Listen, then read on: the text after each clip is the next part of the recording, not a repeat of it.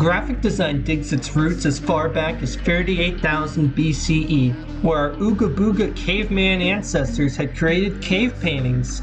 These cave paintings are one of the earliest forms of art, but they also served as the building blocks for the graphic design we know of today.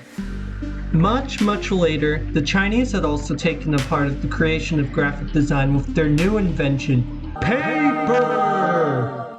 It was the best thing since sliced... Well, that just isn't... Well, that just ain't right. Sliced bread wasn't invented until 1928. Just realized that. So, this wouldn't make sense at all. So I guess it's the best invention since... fire. Yeah, fire. That makes sense. Yeah.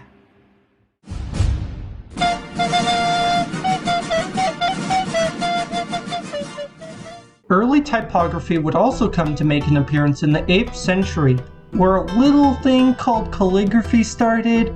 It wasn't too popular. It may have been one of the most expensive forms of writing, but that wasn't because it was popular or anything. Around 400 years after calligraphy, we would also see some of the earliest forms of the logo. That came from the coat of arms. They were made to differentiate the different houses from each other, much like how our logos work today. Unlike our current logos, the coat of arms weren't changed every single month. Just stick with the old design. The contraption laid before you probably looks like a medieval torture device at first glance. Well, that is because it is. Just kidding, it's actually one of the best creations of man that changed the very fabric of the Western world's culture at the time. The creator of this machine would be a man known as Johannes Gutenberg.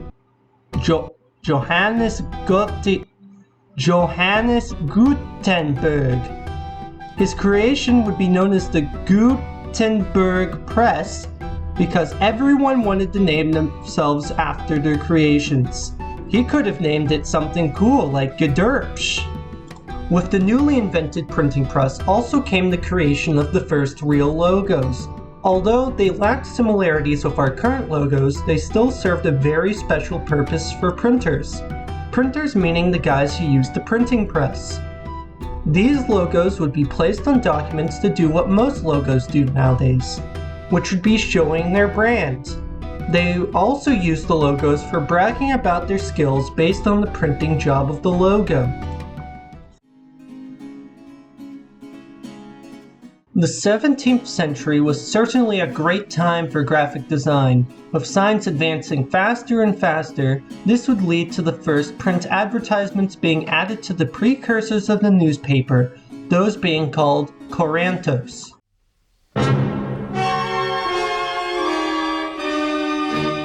The 19th century also had its fair share of advancements with the creation of color printing, or, how weirdos call it, chromolithography. I will say, I have a huge bias towards 19th century advertisements. They just had something that modern age art doesn't have. Like seriously, look at this!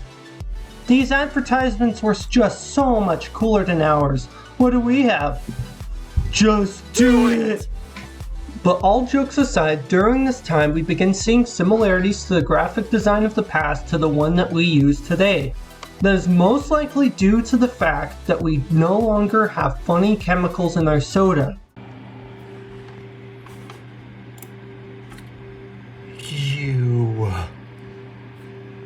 Graphic design had also begun to become extremely popular.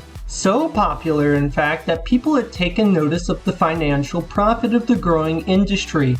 Thus, the first graphic design agency was opened under the name of Wiener Werkstätte in Austria. This was the best advancement of graphic design since the invention of sliced bread. I said it! Although the lifespan of Wiener Werkstätte was short-lived, only lasting around 29 years, in that time, they had created a new art style called Cubism, which became very popular during the time. It is also one of my least favorite art styles. I hate it. It's creepy. Well, not actually creepy, I just hate it. In 1922, for the first time ever, the term graphic design was finally used. Yes, I have fooled you all into thinking it has been used before that. They called themselves this because, I kid you not, they found it tiring to have to explain their jobs to non-designers.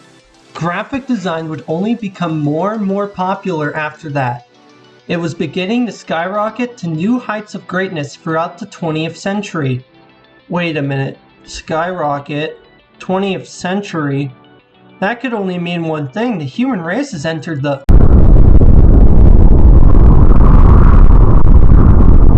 The atomic age had ushered in a new age of enlightenment to the human race, and it kick-started the production of many technological achievements. Nuclear energy, rocketry, the computer, and of course, sliced bread. With the mass use of computers, there is no question that people were already trying to force their boxes of magic to create art. From the 1950s onward, the graphic design that we know and use today was finally going to be achieved. In 1990, Adobe Photoshop was released to the public, and it changed the graphic design landscape tenfold.